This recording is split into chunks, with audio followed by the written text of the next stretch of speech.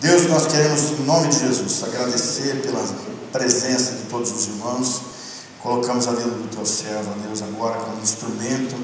Fale conosco, nos ajude, nos oriente, nos dirija, que ele seja a ferramenta nas suas mãos e seja, ó Deus, a palavra abençoadora em nome de Jesus. Amém.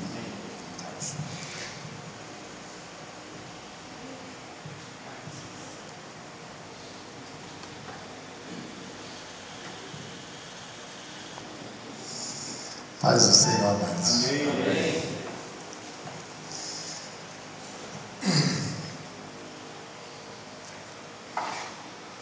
Confesso a vocês que eu fiquei assim meio em crise sobre o que falar aqui. Se eu tivesse pregado semana passada, eu teria pregado a mensagem que o Robson pregou. Mas como ele veio primeiro, eu fiquei sem mensagem.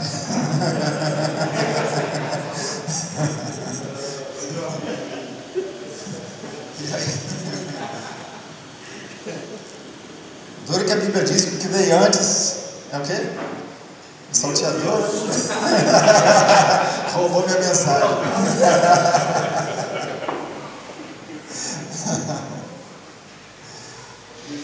Mas fiquei pensando aqui que poderia compartilhar com vocês hoje. E tem um tema que eu tenho compartilhado aqui na igreja, tem falado comigo já em vários momentos, em várias oportunidades eu tenho falado, porque quando eu olho para as nossas vidas, e quando eu falo nossas, eu incluo a minha, estou me colocando nessa, o quanto nós temos de diferença entre aquilo que nós falamos e aquilo que nós fazemos. Há uma distância, às vezes, imensa entre aquilo que a gente professa, aquilo que a gente diz crer e aquilo que se torna a nossa prática. Isso porque nós somos, em muitas situações, prisioneiros dos nossos pensamentos, nós somos levados por hábitos e costumes que nos fazem agir muitas vezes sem pensar, nem sequer percebemos por que fazemos o que fazemos. Mas vamos começar olhando por um texto, Lucas capítulo 9.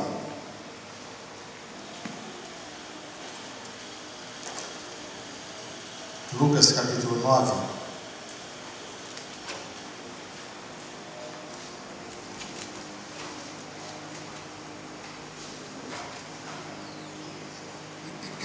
Do verso 51 ao 56,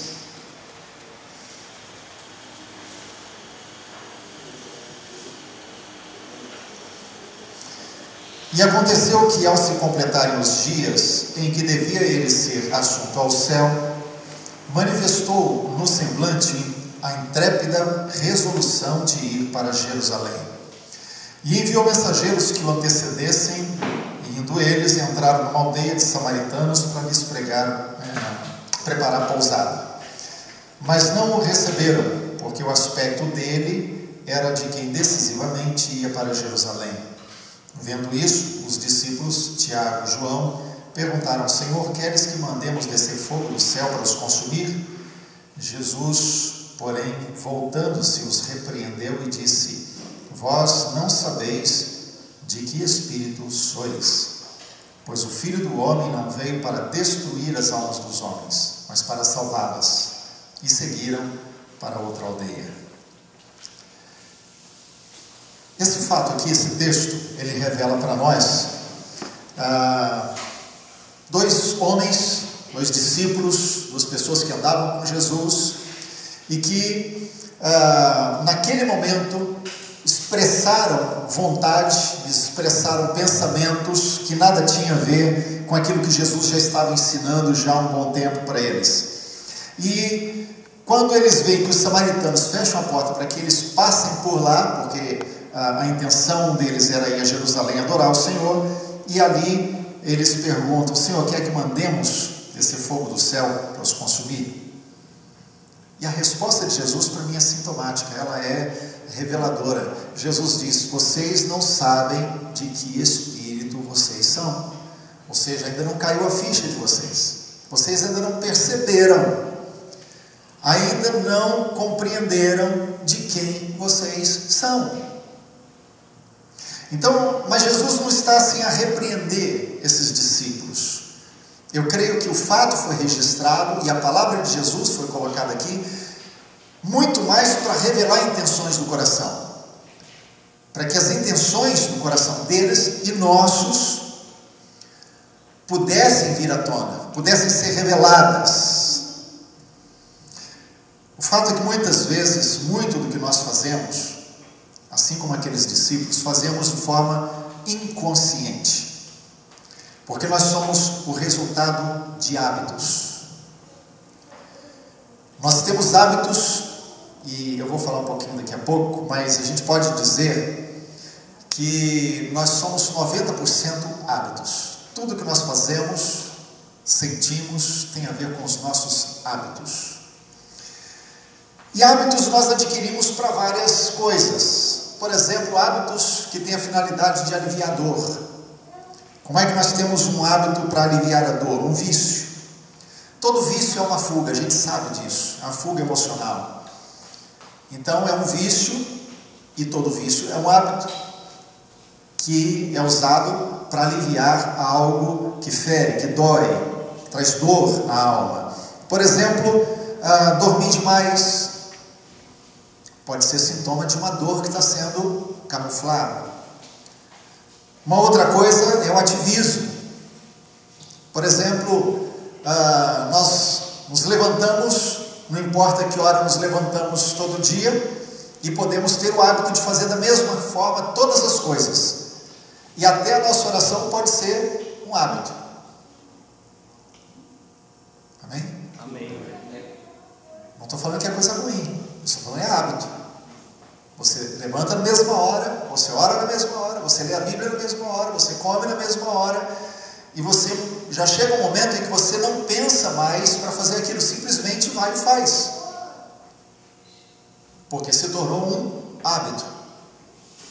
Há hábitos que eles surgem de situações triviais, não é? Por exemplo, a maneira como você levanta da cama. Por exemplo, tem gente que não levanta para o lado esquerdo. Estou brincando, né? Estou brincando. Mas tem gente, por exemplo, eu tenho um hábito, aliás, eu tinha um hábito que foi, eu tive que tirar e colocar um outro. Eu tenho pressão baixa, né? Minha pressão é abaixo da média.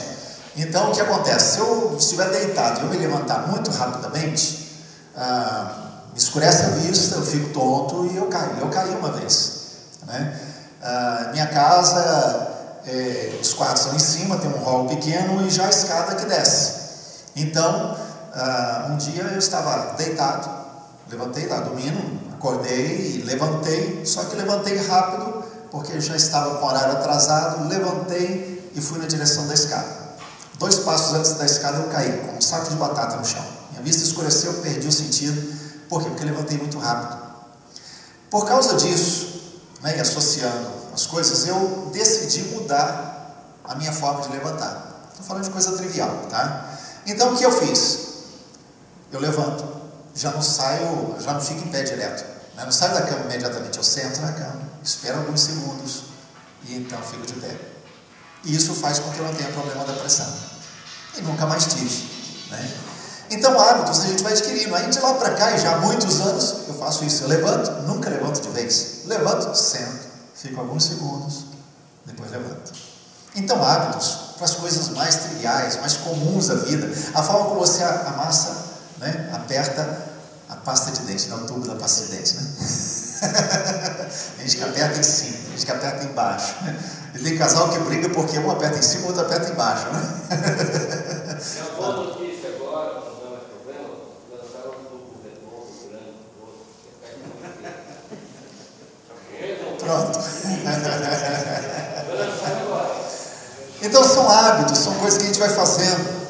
Nós somos 90% hábitos. As nossas atividades mentais, emocionais e físicas, 90% é fruto dos nossos hábitos. Bom, se é 90%, sobra o quê? 10%. 10% é resultado de atitudes e decisões pensadas, fruto de meditação, fruto de usar pensamento, inteligência, capacidade de pensar. 90% da nossa vida é resultado da repetição de padrões aprendidos e absorvidos. 90% da nossa vida é resultado da repetição de padrões aprendidos e absorvidos. E isso a gente chama de cultura. Quando os padrões são repetidos, se torna um hábito. E esse hábito, uma vez instalado, uma vez absorvido, se torna a minha cultura, o meu jeito de ser. Isso acontece individualmente, isso acontece coletivamente. Por isso nós podemos identificar a personalidade, o jeito de ser, a cultura de uma igreja, de uma cidade, de uma família, coletivamente. É o jeito de ser. Então, a repetição de padrões estabelecem a cultura. 90% então é assim. Então a nossa cultura pessoal, a nossa cultura como igreja, a nossa cultura como cidade, ela aparece por aquilo que nós fazemos repetidamente. Aquilo que nós repetimos, fazemos sempre como conjunto. Veja bem, o que eu faço individualmente é minha cultura, mas o que nós como grupo fazemos é a cultura do grupo. Ok? Aquilo que a cidade faz como cidade, o que ela age, como ela reage, né? O que ela pensa como conjunto de pessoas, é a cultura da cidade. Da nação a mesma coisa. 10% são usados então para desobstruir caminhos, gerar novas formas de raciocínio, novas formas de viver e fazer as coisas. Só que aí encontramos um problema. Nós vivemos numa cultura, e eu estou falando nós, vou excluir o irmão Benjamin, que só tem 3 anos que está aqui, mas a nossa cultura brasileira é a cultura do não pensar. Não gostamos de pensar. Nós gostamos das coisas prontas. Então não meditamos, não gastamos tempo com a palavra. As pessoas falam, nós aceitamos do jeito que veio, porque não gostamos de pensar. É mais fácil receber pronto, aceitar e transformar aquilo em hábito pessoal, em minha cultura pessoal. Por isso a gente vê tanta aberração acontecendo, desculpa a expressão, aberração, no meio da igreja, porque são apenas repetições de padrões assumidos, absorvidos pelo povo de Deus, que não para pensar, não para meditar, não para refletir, não para ver o que realmente a palavra diz, porque não queremos usar esses 10%. Provérbios 23:7 diz o quê? Assim como ele pensa, assim é. Ou seja, a maneira como nós educamos o nosso pensamento, acostumamos os nossos pensamentos, a maneira como nós trabalhamos isso ou permitimos que ele atue, vai ditar a maneira como nós agimos. Muito bem, 2 Coríntios capítulo 10, os versos de 1 a 6, dizem assim, esses versos dizem assim: porque ainda que eu viva na carne, não guerreio com armas humanas, pois as armas que uso nessa guerra, que estou experimentando, não são carnais, mas são poderosas em Deus. Se houverem fortalezas em minha mente, serão destruídas. Se forem formuladas cadeias de pensamento equivocados e destrutivos, serão anulados. Cada vez que tiver a tendência de me tornar altivo, soberbo, independente de Deus, essas armas tornarão isso nulo. Através dessas armas, serei capaz de manter os pensamentos sob meu domínio, porque o meu desejo maior será obedecer a Deus. E através da minha completa obediência, toda minha desobediência será aniquilada. Muito bem, esse texto aqui ele fala sobre algumas coisas. Eu quero pensar rapidamente com vocês sobre ele, juntando com essa questão dos hábitos. Ele diz aqui que as armas da nossa guerra, que guerra é essa? É a guerra que a gente sabe que a gente está desde antes da gente nascer, não é? Não é assim? Já existe uma guerra antes da gente nascer. Quando a gente entregou a vida para Jesus, a gente não entrou numa guerra, a gente escolheu o lado da guerra. Agora, quando a gente estava sendo gerado no ventre lá, a guerra já existia. Deus queria a nossa vida, mas o diabo também queria. E a guerra está estabelecida. A questão é que nós temos que fazer a opção. Então ele diz que há uma guerra. E havendo essa guerra, as armas que eu uso, elas precisam ser poderosas em Deus.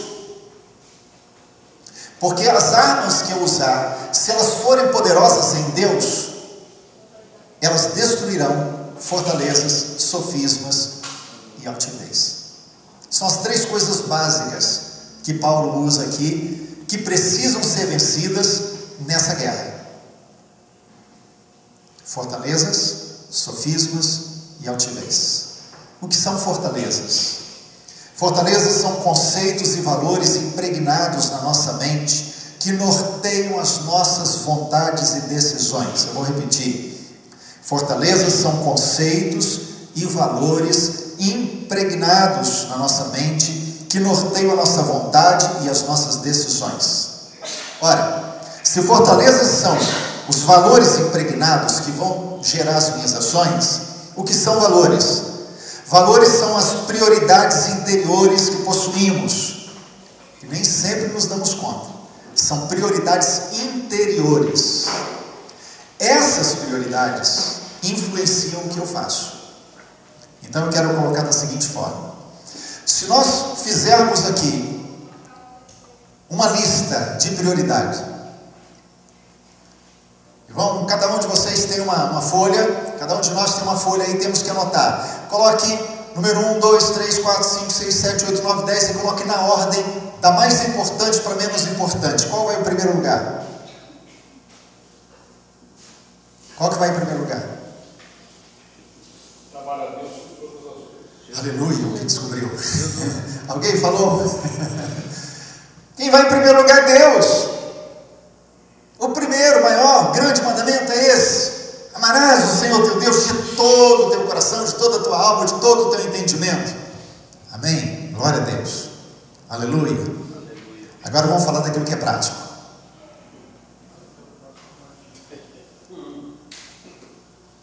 Vamos falar do que realmente acontece agora. Bom, aí mudou a história. Por quê? Uma coisa é o que eu professo, outra coisa são os meus valores. Eu faço o que eu valorizo e não o que eu professo. Ok? E por isso eu sou resultado de valores. Os valores geram hábitos. E eu serei resultado desses hábitos. Então os valores vão gerar o que eu sou. Então eu digo, eu amo missões. E eu pergunto, quanto você contribui para missões? É ou não é? Deus em primeiro lugar. Em segundo lugar vem o quê? A família. A família. Em segundo lugar vem a família. Só que aí a gente passa na igreja, né? O dia inteiro, corre a semana inteira. Família, filho para lá, né? Deixa de lado. A gente fala, põe a ordem. Aí no nosso relacionamento com Deus, vamos lá, Deus. Então tem que fazer o quê? Oração, Bíblia. O que mais? Vamos parar por aqui? Vamos parar por aqui. Percebe como é que é a questão? Uma coisa é aquilo que eu falo, outra coisa é aquilo que eu faço. Então nós podemos falar de unidade 100 anos nesse conselho e concordarmos e sairmos daqui falando que temos que ter unidade e nunca vivemos isso. porque o que vai produzir a minha ação são os meus valores. Uma coisa é o que eu falo, outra coisa é o que eu valorizo. Ok? Por isso alguém já falou o seguinte: se você tiver que julgar alguém, julgue pelas ações e nunca pelas palavras. Eu estava pensando sobre isso em relação ao Feliciano. É o tema aí do momento, né? Mas eu quero falar um pouquinho, porque acabei me envolvendo na história toda, de uma forma ou de outra, né? Emitindo opiniões. E muitas vezes, a gente toma palavras que as pessoas usam e forma juízo e julga em função do que ela fala. E eu estive pensando, por exemplo, em relação a ele. Desculpe se alguém concorda com tudo que ele fala, mas eu acho que ele falou um monte de bobagem por aí. Tem uns vídeos meio estranhos. Mas cá entre nós, queridos, eu não posso julgá-lo por aquilo que ele falou. Ele pode ser uma pessoa extremamente sincera. Falou tentando acertar. O que eu tenho que olhar são os frutos. E isso Jesus falou que eu preciso olhar. E frutos são ações, e não palavras. Eu posso falar coisas, ensinar coisas, compartilhar coisas aqui com vocês, e depois me arrepender e ver que eu estava errado. E alguém já disse que só o tolo não muda. Quem é inteligente, quem busca Deus, quem para e usa os 10%, está sempre mudando, porque está sempre aprendendo e descobrindo coisas a mais. Não fique estagnado. Então todos temos o direito de errar, de emitir opiniões erradas, tomar posições equivocadas, fazer uma interpretação errada. Isso faz parte do nosso crescimento. Agora, o que revela quem eu sou não é o que eu falo, porque eu posso estar em estágio de crescimento diferente do seu. Você pode estar lá na frente e compreender verdades bíblicas bem diferentes de mim, porque já aprendeu coisas que eu ainda não aprendi. Amém? Amém. Mas o que vai revelar o que nós somos, aí agora eu quero sair do Feliciano, tá? Eu estou usando apenas porque muito julgamento foi feito em função de partes de mensagens dele, de falas dele, tá? O que realmente revela uma pessoa não é o que ela fala, porque pode revelar infantilidade, pode revelar imaturidade, pode, mas o que vai revelar o caráter dela é o que ela faz dessas verdades. Porque se eu falar e eu não estiver de fato colocando aquilo como algo da minha vida, então há algum problema sério de caráter que precisa ser trabalhado. Amém? Amém. Então ele fala sobre fortalezas. Você gera hábitos em torno dos valores que você possui. Então veja, você gera hábitos em torno dos valores. Então você tem um valor. Você vai agir e vai repetir as atitudes. Essa repetição de atitudes em função dos valores se tornam hábitos. Certo? E você será resultado dos seus hábitos. Ok, lembrado isso, eu quero fazer algumas perguntinhas. Onde você aplica o seu dinheiro? Pare para olhar o seu orçamento. A maneira como você usa o seu dinheiro revela valores. A maneira como você administra o seu recurso pessoal, não é da igreja, é o seu, revela valores. Onde você gasta o seu tempo? Como você gasta o seu tempo? O gasto do tempo revela valores. Então a gente levanta, sentando primeiro, né? Depois vai até a noite e não sabe o que aconteceu com o dia. Um tempinho atrás estava refletindo um pouquinho sobre a minha vida e avaliando as coisas que eu já fiz, as coisas que deixei de fazer, muito preocupado diante de Deus com isso, porque quantas oportunidades foram perdidas né? Quantas coisas foram feitas impensadamente, quantas coisas eu deixei de fazer e podia ter feito. São avaliações que eu acho que todo mundo deve fazer, e constantemente está fazendo isso diante de Deus. Mas ao olhar para trás, a preocupação que me veio foi: por que gastei tanto tempo em algumas coisas que não eram importantes? Por que investi tanto em coisas que não tinham tanto valor? Por que deixei de lado coisas tão preciosas e importantes de valor? Então eu tive que olhar para dentro do meu coração e ver os meus valores, como eles estavam torcidos, equivocados. Quando os nossos valores não são bem formados, ou quando são afetados negativamente, eles se tornam fortalezas.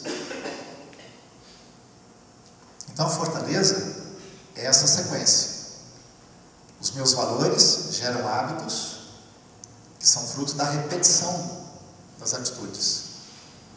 E à medida em que eles vão crescendo, e se eles são perniciosos, eles se tornam uma fortaleza na minha mente. Quando essas fortalezas influenciam o nosso relacionamento com Deus e o nosso envolvimento no seu reino, podemos chamá-las de fortalezas espirituais.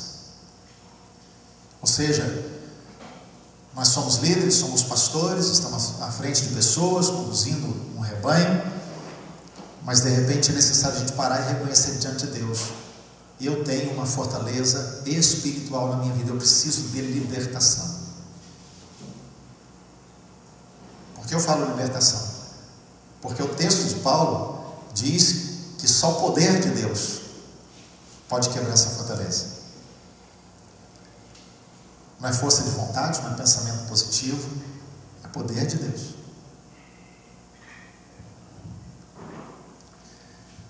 Mas não apenas das fortalezas, mas ele também fala de sofismas, que são as cadeias de pensamento que geram engano. São raciocínios que partem de premissas verdadeiras ou verossímeis, mas que são concluídos de alguma forma inadmissível. Isso é uma definição de sofisma. Ou seja, eu pego uma verdade e quando eu raciocino em cima dessa verdade, eu chego a uma conclusão errônea, inadmissível, inverossímil. Por exemplo, usando uma figura clássica que a gente já conhece de sofismo, né? Jesus é Deus. É verdade ou não é? É verdade. Jesus é Deus. Isso é uma verdade bíblica. Então eu vou partir de uma verdade. Maria, mãe de Jesus. É verdade? É verdade. Mas Jesus não é Deus? Então Maria é mãe de Deus. A conclusão é um sofismo. Entenderam? Eu parti de uma verdade, mas a conclusão foi errada. É isso que é um sofisma. Por exemplo, Deus conhece todas as coisas. Ele sabe o que a gente pensa, antes mesmo da gente falar, Ele já sabe o que a gente vai falar, não é assim? Amém. Então não precisa orar. Ele sabe todas as coisas. Ele já sabe tudo. Isso é um sofisma. É um sofisma. Por que eu oro? Eu oro porque eu preciso, não é porque Deus precisa. Eu oro para expressar minha dependência. Eu oro para declarar o meu amor. Eu oro para ter intimidade com Ele, porque eu preciso dele. Amém? Eu não oro para Ele ficar sabendo. Ele já sabe. Eu oro porque eu preciso. Então é uma necessidade minha. Sofisma é o uso da lógica humana para entender uma verdade. Quando nós usamos a nossa lógica humana para compreender as coisas espirituais, nós acabamos caindo naquele princípio lá de 1 Coríntios capítulo 1, quando ele diz que o homem natural não compreende as coisas espirituais porque elas se discernem espiritualmente. Mas Paulo está falando do homem natural, não nascido de novo. Mas quando nós queremos usar a mente humana para compreender as coisas espirituais, nós nos igualamos ao homem natural, porque queremos com a lógica humana compreender coisas que nós não alcançamos. Isaías 55:9 ele diz: porque os seus pensamentos são mais altos do que os meus pensamentos. Não há como alcançar. Aliás, a descrição ali do profeta é que a distância entre os meus pensamentos, os pensamentos de Deus, entre os meus caminhos e os caminhos de Deus, é como o norte, o sul, o leste e o oeste. Sabe qual que é a distância? Se você for pegar e medir em metros, quilômetros, sabe qual é a distância? Impossível medir. Eles nunca vão se encontrar. Assim é a diferença entre os nossos caminhos, os nossos pensamentos com os de Deus.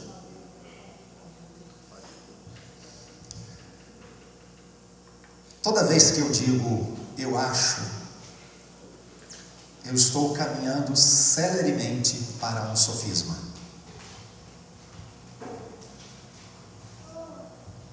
Queridos, toda vez que alguma questão espiritual nos vem e nós lançamos mão do nosso raciocínio humano, ou por não ter a resposta, chegamos à lógica e dizemos eu acho que é assim, estamos já caindo num sofisma. O que nós olhamos em Jesus é que quando ele foi tentado e verdades foram usadas com raciocínio errado, a resposta de Jesus foi: está escrito. Jesus não falou em nenhum momento eu acho. Em nenhum momento ele disse eu penso que. Em nenhum momento ele disse olha a lógica dessa pergunta. Quando Jesus recebe as 3 indagações de Satanás, a palavra dele foi: está escrito. Essa é a base daquilo que nós cremos, é a palavra, é a verdade da Escritura, e não o que eu acho, não o que você acha, não o nosso raciocínio lógico, não juntando pontinhos com pontinhos. Não são os meios nem as culturas humanas que vão nos dar condições de compreender as coisas espirituais. Rapidamente aí, 1 Coríntios capítulo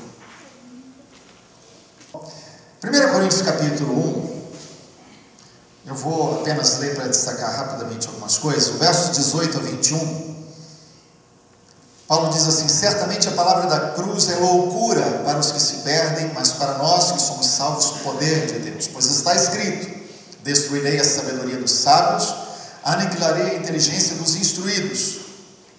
Onde está o sábio? Onde o escriba? Onde o inquiridor deste século, porventura, não tornou Deus louca a sabedoria do mundo? Guardem isso: Deus tornou louca a sabedoria desse mundo.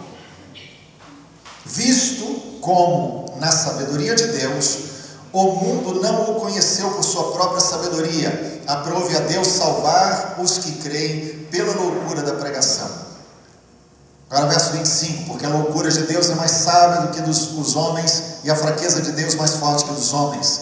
Seguindo o verso 26, irmãos, reparai pois a vossa vocação, visto que não foram chamados muitos sábios segundo a carne, nem muitos poderosos, nem muitos de nobre nascimento, pelo contrário, Deus escolheu as coisas loucas do mundo para envergonhar os sábios, escolheu as coisas fracas do mundo para envergonhar as fortes. Deus escolheu as coisas humildes do mundo e as desprezadas e aquelas que não são, para reduzir a nada as que são, a fim de que ninguém se vanglorie na presença de Deus. Capítulo 2, versos 6 a 8. Entretanto, expomos sabedoria entre os experimentados, não porém a sabedoria deste século, nem a dos poderosos dessa época, que se reduzem a nada, mas falamos da sabedoria de Deus em mistério, outrora oculta, a qual Deus pré-ordenou desde a eternidade passada para a nossa glória, sabedoria essa que nenhum dos poderosos deste século conheceu, porque se a tivesse conhecido, jamais teriam crucificado o Senhor da glória.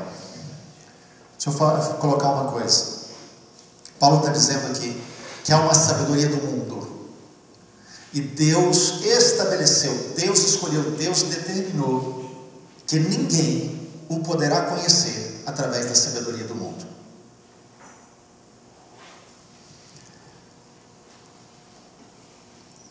Aí a gente vê, por exemplo, o uso das artes.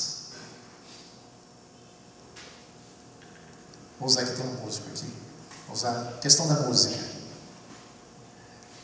Tem levitas, servos do Senhor, aprendendo melodia, harmonia, e com as músicas do mundo.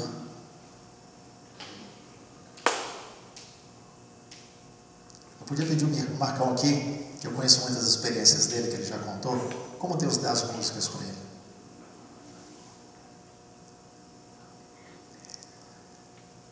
Ou então, os filmes. Não vou nem falar de novela, viu, gente? Seria covardia falar contra a novela aqui. Filmes, jornais, revistas, jogos, de tudo. A sabedoria desse mundo, aquilo que o mundo produz, aquilo que a mente que orquestra a sabedoria do mundo produz, não pode nos ensinar sobre Deus. Por isso, não vamos aprender sobre Deus, lendo livros escritos por pessoas que nunca conheceram Deus.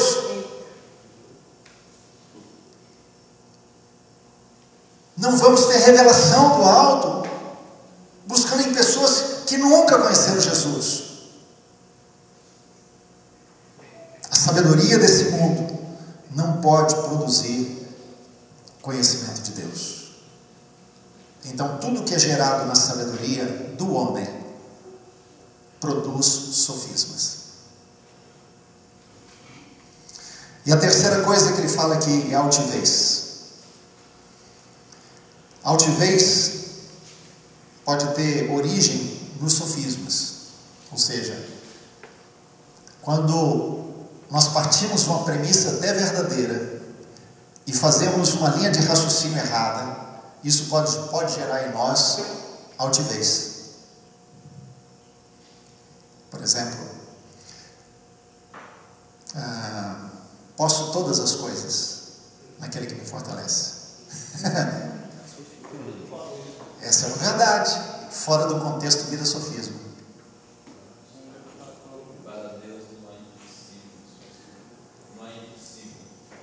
Para Deus não é impossível, né? E aí tem gente que entra em crise, porque pede um milagre, o milagre não acontece. E como é que fica? Está em pecado. Aí entra o sofisma. Tudo me é lícito. E fica só nessa parte, né? Gente, tem muitos irmãozinhos fracos, feridos, por conta disso. Porque ele considera o desejo do seu coração. Aí você fala, eu quero fumar, meu Deus, fumar. é um sofisma. Mas percebe? A gente pega uma verdade e traduz ela em algo que nos faz inflar o ego e nos sentir mais do que deveríamos.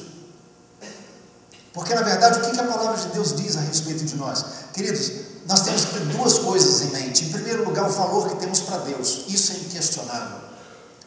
O meu valor, o seu valor para Deus é o mesmo valor da vida de Jesus. O Pai, quando olhou para mim e para você, perdidos, condenados ao inferno, decidiu pagar o preço que a gente valia. E o preço que a gente valia era a vida de Jesus. Ponto. Só que isso é graça, não é merecimento. E se é merecimento, eu não posso reivindicar isso e mais nada. Sabe por quê? Imagina que eu ainda tivesse alguma coisa que o Pai olhasse para mim e falasse assim: olha, eu estou te comprando, vou pagar o preço, mandou Jesus, morreu, resgatou, agora eu tenho tudo, agora eu sou tudo. Aí Jesus falou: agora você tem que entregar tudo.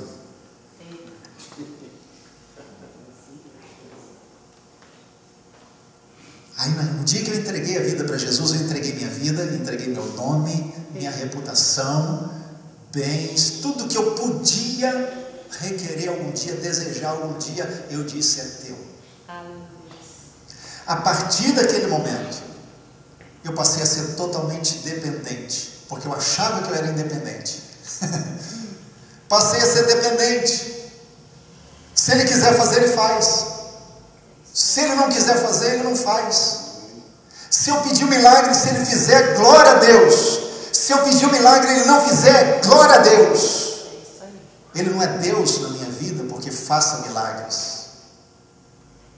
Eu amo porque Ele me amou primeiro, porque Ele me resgatou para Ele, porque não há resposta melhor para o que Ele fez, a não ser amá-lo. O orgulho tem sua raiz no entendimento superestimado que temos de nós mesmos. Nunca esqueçamos dos 10 leprosos.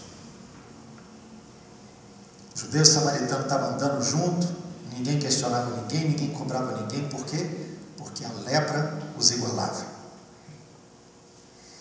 E eu quero deixar 2 frases que vocês já tomaram contato pelo livrinho. A honra do meu irmão é maior que a minha glória. Enquanto isso não está acontecendo no meu coração, a altivez está presente.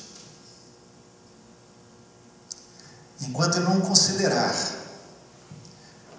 que se o que eu fizer ou falar, se for ferir o meu irmão, eu não faço, enquanto eu não chegar nesse ponto, é porque a altivez ainda está comandando.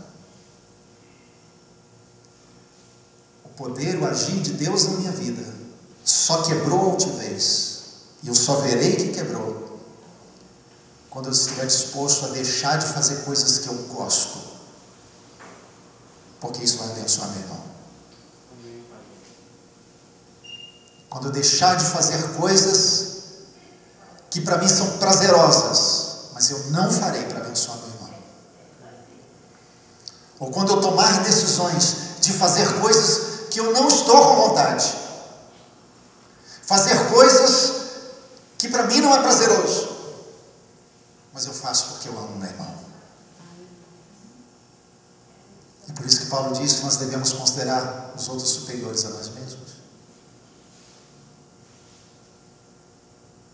Então a honra do meu irmão precisa ser maior que a minha própria glória, maior do que qualquer benefício que eu possa receber. E a segunda, o meu pecado sempre será maior do que o do meu irmão. Meu pecado será sempre maior do que o do meu irmão. Porque quando a altivez já foi quebrada na minha vida, eu olho para o meu irmão e mesmo quando ele caiu, eu olho com misericórdia. Eu olho procurando enxergar no meio do turbilhão da vida dele, no meio da sujeira, da lama onde ele foi parar. Eu olho procurando aquele valor que Deus deu quando mandou Jesus. Então ele vai ter valor para mim, mesmo que eu não concorde com o pecado dele, mesmo que eu não aceite o que ele fez, mas ele vai ter valor para mim.